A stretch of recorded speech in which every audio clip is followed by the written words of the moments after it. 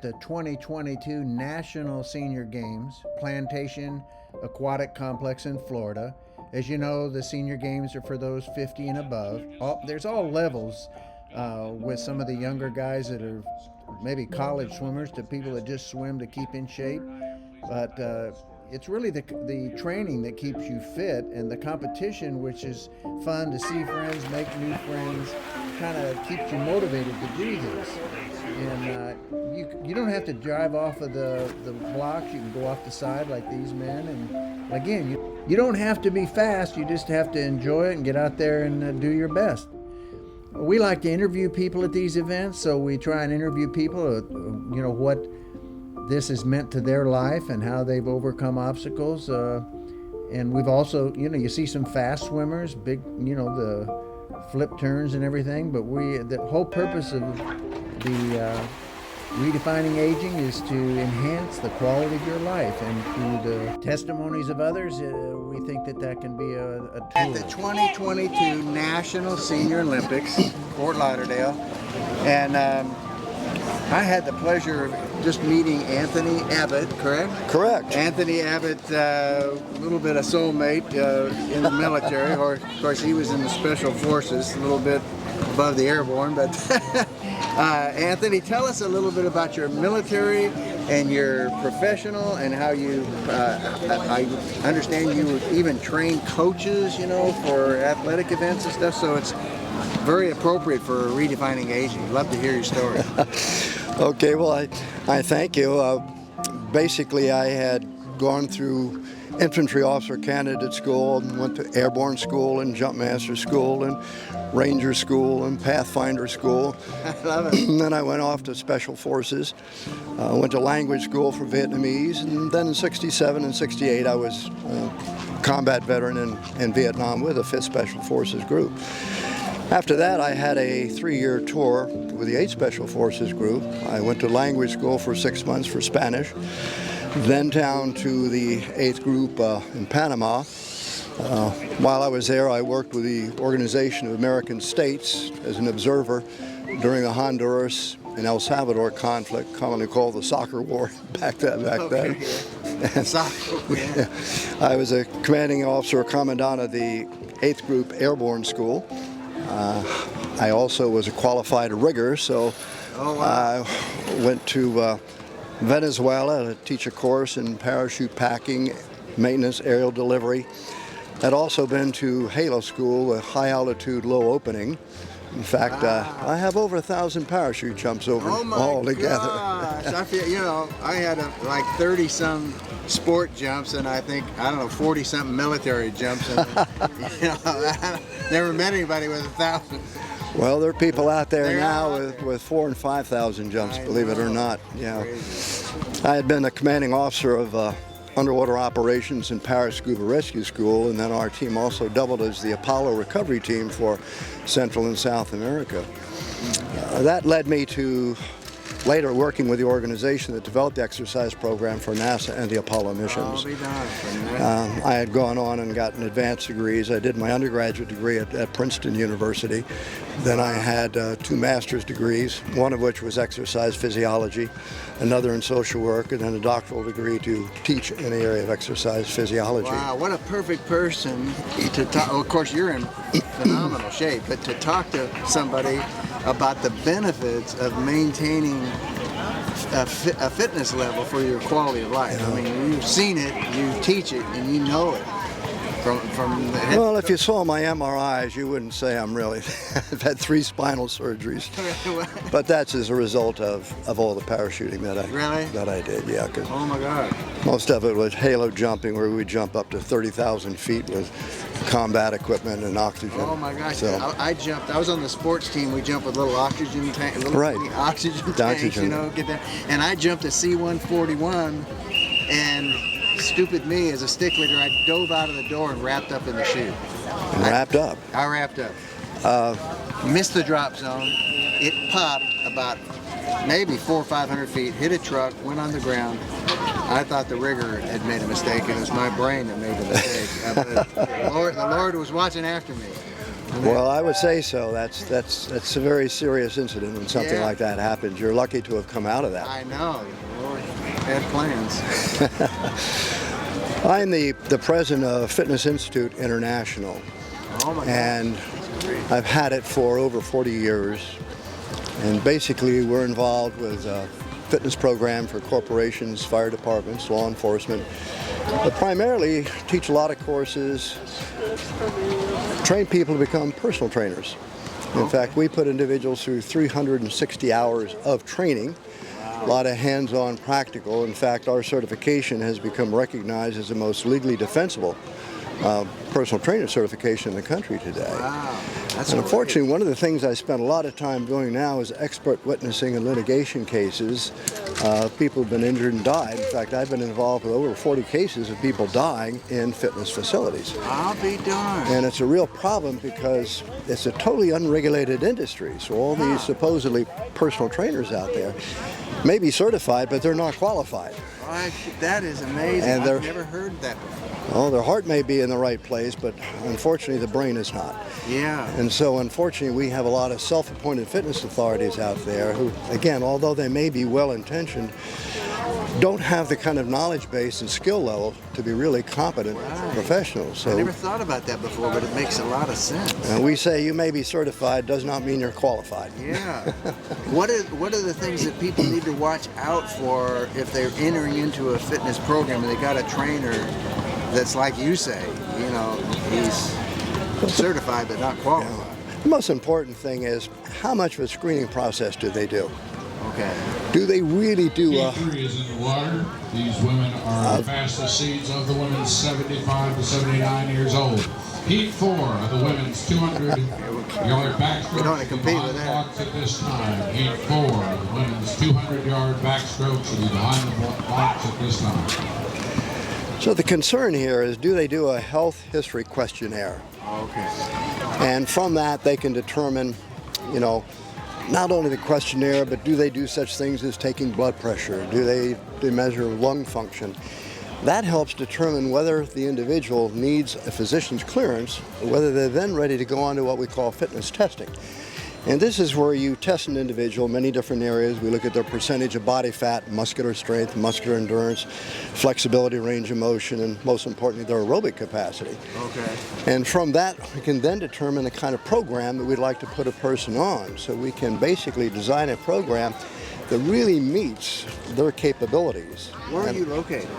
We're located in, really teach in the Boca Raton area, Boca Raton, Florida. Okay. And we've been at this again for over 40 years. So I do a lot of lecturing both nationally and internationally in this area of basically health and fitness education. Yeah. You had mentioned the Olympics. I had been Beijing in 07 and 08 because I was brought over there with two other individuals to train not only their 35 coaches for the Olympic teams, but also 25 physicians for their Olympic teams over there. And the average physician, unfortunately, does not understand the science of exercise. In fact, in our school that we run, we've had physicians from every specialty area come through our program. We've had bronze, silver, gold medal Olympians come through the program. So we get a wide range of individuals who do come through the program, some just wanting to increase their own knowledge of exercise and fitness, right, and others who really want to get into this area of becoming personal trainers.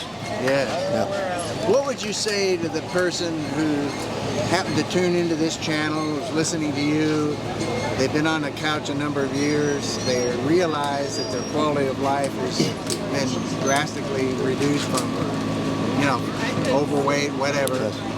How would you suggest they get started? What would be your... Well, the important thing to recognize, there is no age at which you can't benefit by getting involved with an exercise program. That's a key point, yeah. Absolutely. Never too old, yeah. Never too old. And boy, that's very obvious when you look at what's going on behind us here. We got a few 90, I know one 91-year-old that was out at the Power Walk. We did an interview, so yeah, they're in the 90s here. But once you've gone through a thorough screening process and you can start a program based upon your age, your condition, is going to determine how much intensity you're going to put into a program and what's the duration of that program. So we start obviously with a much lesser workload, gradually increasing over time. But we see people in their 80s and 90s today doing amazing things. Really? Even running marathons. Oh my God. Yeah. So they're. I can't imagine. Yeah. So that is, you know, so I'm going to try to do that. the ability for people that have not maintained much health and fitness over the years that want to get started, there is a procedure that they can get involved in. Just stay right there. Yes, there is, and I would say, particularly with older individuals, it's extremely important that they understand the qualifications of the instructor or trainer they're going to use. There are only 2 organizations today that are truly non-profit professional associations within the fitness industry. One is the American College of Sports Medicine, and the other is the National Strength and Conditioning Association. I am a fellow with both of those organizations, and they have a number of certifications that are very credible certifications. Unfortunately, there are probably about 300 different certification programs in our country today, and most of them are run by people who are self-appointed authorities. And unfortunately, we see people, you know, who will go through a weekend certification program, and they get a pretty looking certificate. Again, they may be certified in the eyes of that organization, but they are not qualified trainers. In the water is heat 4 years old. Yeah, you could never imagine Heat someone 5. Heat 5 of the women's 200 in a 2-day. Oh, this is Linda coming up? No, she's in heat 5. Heat 5. I thought they said heat. Right after this. Oh, okay. In a 2-day program to be, you know, to get the amount of knowledge that you've created over the years takes.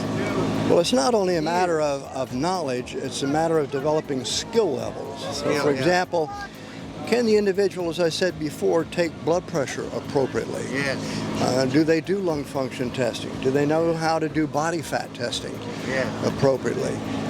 Various muscular tests, range of motion, flexibility, aerobic tests.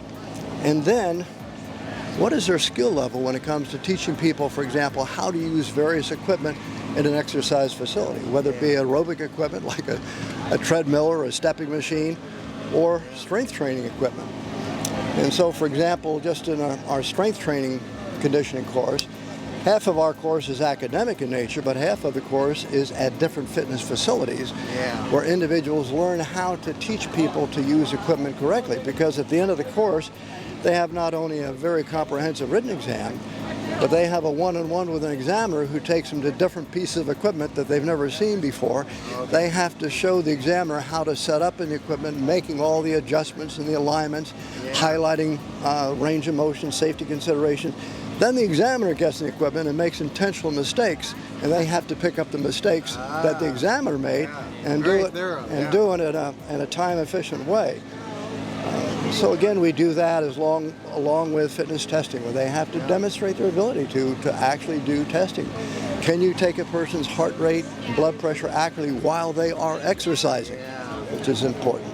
So, how about yourself? You're in such good shape. What do you personally like to do to keep fit? Well, unfortunately, as a result of over 1,000 parachute jumps and 3 spinal surgeries, running is no longer. But I will briskly walk every day. Okay.